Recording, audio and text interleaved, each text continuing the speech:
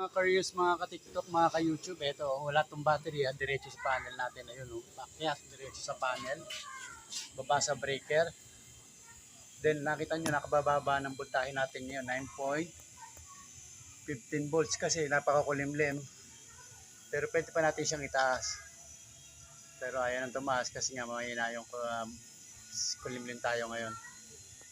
Ayan, kahit 8 volts yan, ayan, 8.8 volts, meron lumalabas pa rin tubig dyan. Tingnan natin ha. Ayan, nakita nyo, wala tayong battery. Itong battery hindi nakakonect. Oh. Ayan, wala tayong battery. Diretso panel lang siya. Then, tingnan natin ngayon. Ito yung 12 volts pump natin. Ayan. Then, tingnan natin yung labas ng tubig pa niya. Ayan yung tubig natin.